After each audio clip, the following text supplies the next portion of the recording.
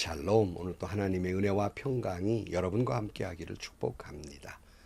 오늘도 묵상의 말씀을 통해서 나에게 주시는 하나님의 음성을 듣는 귀한 시간이 되기를 축복합니다. 이 시간 하나님께서 우리에게 허락해 주신 말씀은 열왕기하 22장 1절에서 11절 말씀입니다. 요시야는 왕이 되었을 때 8살이었다. 그는 예루살렘에서 31해 동안 다스렸다. 그의 어머니 여디디아는 보스가 출신 아다야의 딸이다. 요시야는 주님께서 보시기에 올바른 일을 하였고 그의 조상 다윗의 모든 길을 본받아 곁길로 빠지지 않았다. 요시야 왕 제18년에 왕은 아샬랴의 아들이요 무슬람의 손자인 사반 서기관을 주님의 성전으로 보내며 지시하였다. hil기야 대제사장에게 올라가서 백성이 주님의 성전에 바친 헌금 곧 성전 문지기들이 백성으로부터 모은 돈을 모두 계산하도록 하고 그 돈을 주님의 성전 공사 감독관들에게 맡겨 일하는 인부들에게 품삯으로 주어 주님의 성전에 파손된 것을 수리하게 하시오. 목수와 돌 쌓는 사람과 미장이에게 품삯을 주고 또 성전 수리에 필요한 목재와 석재도 구입하게 하시오.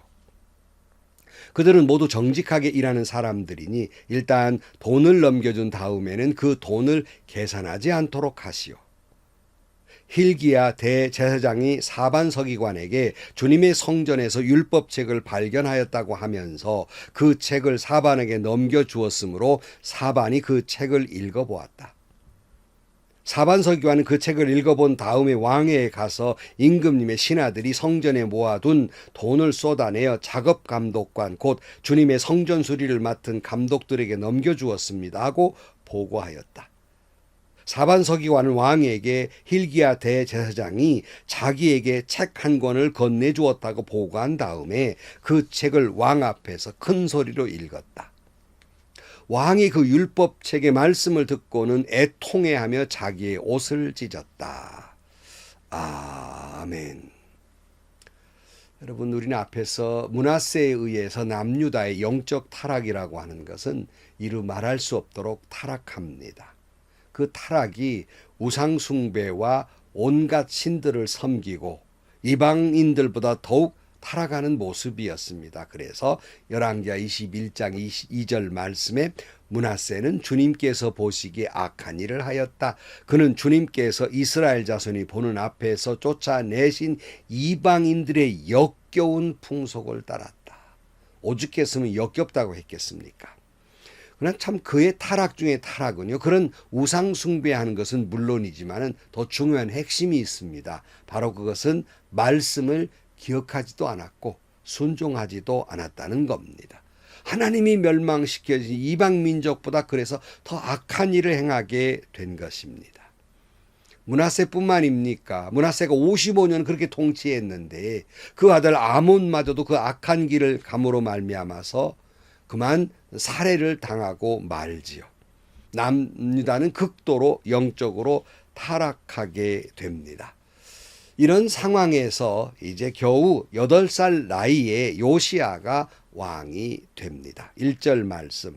요시야는 왕이 되었을 때 8살이었다. 그는 예루살렘에서 31해 동안 다스렸다. 그의 어머니 여디디아는 보스가 출신 아다야의 딸이다. 요시야는 주님께서 보시기에 올바른 일을 하였고 그의 조상 다윗의 모든 길을 본받아 곁길로 빠지지 않았다. 그랬어요. 여러분, 무려 55년간 악한 왕 므낫세의 통치, 그 아들 아몬의 통치 정말 견디기가 어려웠을 것입니다. 그러나 이제 그들이 다 죽고 아몬까지 살해됐음으로 말미암아서 백성들은 8살의 요시야를 이제 다시 왕으로 세우게 되는데요. 아마 8살이니까 뭐라 했겠습니까? 주변의 믿음의 사람들이 그를 믿음으로 이끌었을 것이고 신하들이 또 개혁적인 그런 모습들을 시도했으리라고 짐작을 해봅니다. 그런데 그가 제위 8년에 그러니까 그 나이 16이 됐겠죠. 그가 스스로 하나님을 찾았다고 역대하에 보면 이렇게 기록하고 있어요. 역대하 34장 3절 말씀에 요시야는 왕이 된 지 8째 해에 아직도 매우 어린 나이에 조상 다윗의 하나님을 찾기 시작하였다. 18살도 아직 어린데 하나님을 찾기 시작했다 하는 거예요. 어렸을 때야 주변 사람들의 신앙이 자랐겠지만 이제 16살이 되니까 스스로 신앙 고백을 하게 됩니다. 공교롭게도 요즘도 유아 세례를 받은 다음에 만 15, 우리 나이 보면 16이죠. 만 15이 되면 이제 입교 예식을 하지요. 입교 예식은 뭡니까? 그 부모들이 대신 신앙 고백한 것을 나도 그대로 받들어서 그렇게 신앙 고백하고 살겠다는 그런 많은 사람 앞에서의 약속하는 의식이 바로 그 입교 예식이잖아요.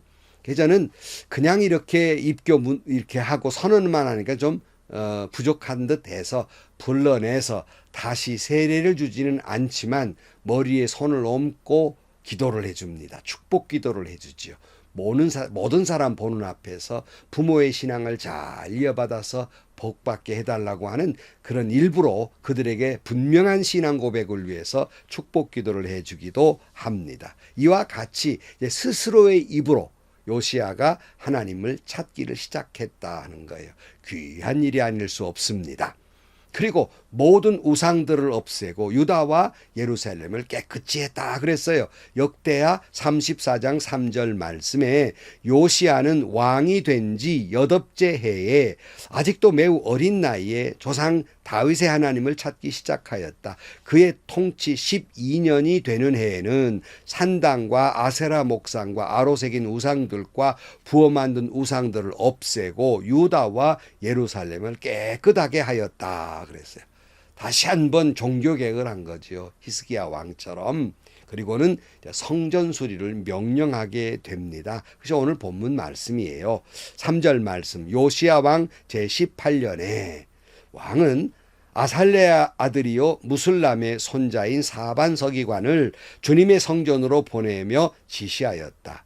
hil기야 대제사장에게 올라가서 백성이 주님의 성전에 바친 헌금 곧 성전 문지기들이 백성으로부터 모은 돈을 모두 계산하도록 하고 그 돈을 주님의 성전 공사 감독관들에게 맡겨 일하는 인부들에게 품삯으로 주어 주님의 성전에 파손된 것을 수리하게 하시오. 목수와 돌 쌓는 사람과 미장에 품삯을 주고 또 성전 수리에 필요한 목재와 석재도 구입하게 하시오. 그들은 모두 정직하게 일하는 사람들이니 일단 돈을 넘겨준 다음에는 그 돈을 계산하지 않도록 하시오. 그랬어요. 마치 그 선대왕 요아스 왕과 참 비슷한 모습이잖아요. 이름도 비슷하지만 하는 일 이런 모습 참 비슷합니다. 성전 수리하는데 이들도 정직해가지고 계산할 필요가 없고 앞에서는 무슨 그들을 다시 살펴볼 필요가 없었다 그러지 않아요? 오늘 8절 말씀.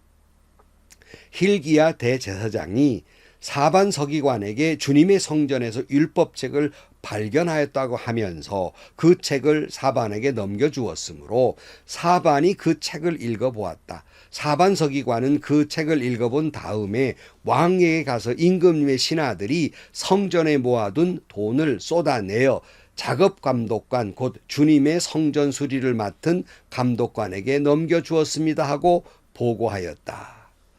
hil기야 대제사장이 성전 수리를 하는 가운데 성전에서 율법책을 발견했다 하는 말이에요.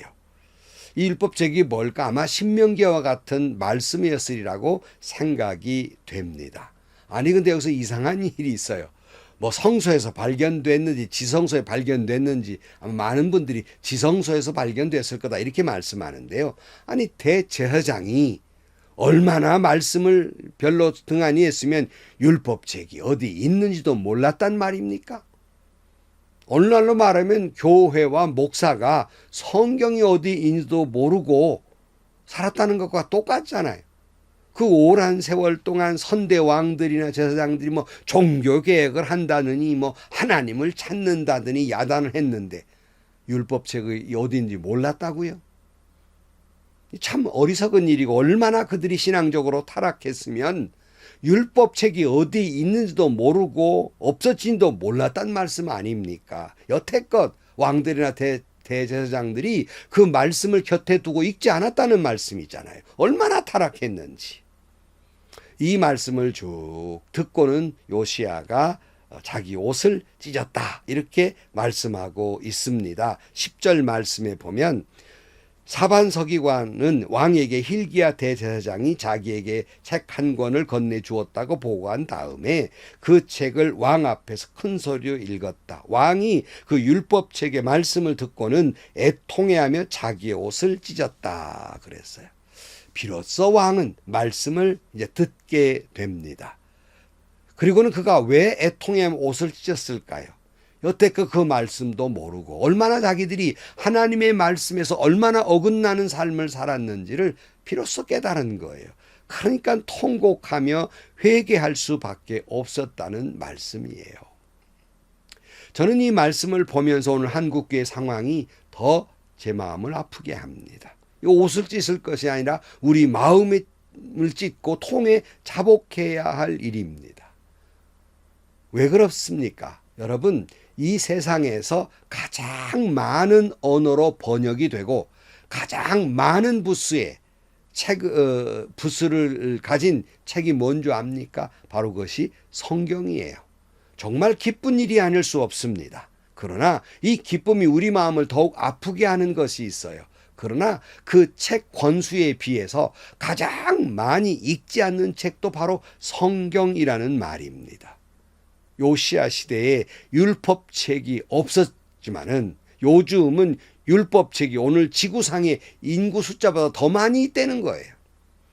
그런데 더 많이 읽지 않는다는 말씀은 얼마나 가슴 아픈 일이며 더 많은 사람들이 말씀을 모른다는 말이 아니겠습니까? 요시야 시대에는 말씀이 없어서 이런 일이지만은 우리는 곁에 두고 또 말씀을 읽지 않고 말씀을 듣지 않는다는 말씀입니다. 요즘 시대를 가리켜서 말씀의 홍수 시대라고 말합니다. 매주일 설교 듣지요, 수요 예배 설교 듣지요, 금요 철야 예배 설교 듣지요, 각 목장이나 구역 예배 설교 듣지요, 새벽마다 설교 듣지요, 매일 묵상을 하지요, 이렇게 유튜브로 또 설교 듣지요. 이거는 말씀의 홍수 시대입니다. 말씀의 홍수 속에서 우리는 말씀의 기근을 느끼고 있다는 말씀이에요. 말씀이 없거나 말씀이 들리지 않아서가 아니라 말씀이 그토록 많고 사방군데서 말씀을 외치고 있지만 말씀이 없는 것처럼 순종하지 않는다는 거예요. 그런 거로 우리의 모습은요, 말씀이 없는 것보다 더 못한 영적 상태이기 때문에 옷을 찢을 일이 아니라 우리의 마음을 치며 통해 자복해야 할 일이라는 말씀입니다. 아모스 선자는 이렇게 말씀했습니다. 아모스 8장 11절 말씀에 그날이 온다. 나 주 하나님의 하는 말이다. 내가 이 땅에 기근을 보내겠다. 사람들이 배고파하겠지만 그것은 밥이 없어서 겪는 배고픔이 아니다. 사람들이 목말라 하겠지만 그것은 물이 없어서 겪는 목마름이 아니다. 주의 말씀을 듣지 못하여서 사람들이 굶주리고 목말라 할 것이다. 그때에는 사람들이 주의 말씀을 찾으려고 이 바다에서 저 바다로 헤매고 북쪽에서 동쪽으로 또 돌아다녀도 그 말씀을 찾지 못할 것이다. 그날에는 아름다운 처녀들과 젊은 총각들이 목이 말라 지쳐 쓰러질 것이다. 사마리아의 부끄러운 우상을 의지하고 맹세하는 자들, 다나 너의 신이 살아있다, 부엘세바야 너의 신이 살아있다고 맹세하는 자들은 쓰러져서 다시는 일어나지 못할 것이다. 이때는 말씀이 없어 기근이지만 오늘 시대는 말씀의 홍수 속의 기근입니다. 말씀의 홍수 속에서 말씀을 순종하지 않고 말씀을 없는 시대에 살아가고 있습니다. 옷을 찢을 일이 아니라 오늘 우리 마음을 찢고 통해 회개해야 할 일입니다. 기도하시겠습니다. 하나님 아버지, 남유다가 말씀이 어디 있는지도 모르게 타락한 것이 타락 중에 타락이었다면 오늘 우리는 말씀의 홍수 속에서도 말씀을 순종하지 않는 것은 또한 역시 타락 중에 타락임을 다시 한번 깨닫습니다. 말씀이 들리지 않아서가 아니라, 말씀이 없어서가 아니라, 말씀의 홍수 속에서 순종하지 않는 저희들 다시 한번 말씀으로 돌아가 말씀 하나님의 음성을 듣게 하시고 말씀에 순종하는 삶이 되게 하여 주옵소서. 예수님의 이름으로 기도하옵나이다. 아멘. 최근에 어떤 목사님이 제게 그러더라고요. 그저 교인들 설교 한 번만 들어야 된다고 그러시더라고요. 그래서 왜 그럽니까? 그랬더니 아니 주일날 목사님 설교를 듣고도 기억하기 힘든데 거기다가 또 수요예배 설교 덧붙이고 새벽예배 덧붙이고 묵상 덧붙이고 텔레비만 틀면 설교 또 덧붙이고 또 뭐 라디오만 들으면 설교 덧붙이고 그러다 보니까 그냥 순종해야 될 말씀 하나 붙들 너무 홍수이다 보니까 제대로 하나를 붙들 수 없는 개발세발 됐다는 거예요. 그 말씀을 가만히 듣고 일리 있는 말씀이다라고 생각하기도 했습니다. 여러분 말씀 한 줄이라도 꼭 붙들고 그 말씀에 순종하시기를 축복합니다. 행복하시고요. 좋은 일이 가득한 하루가 되시기를 주님의 이름으로 간절히 축원합니다.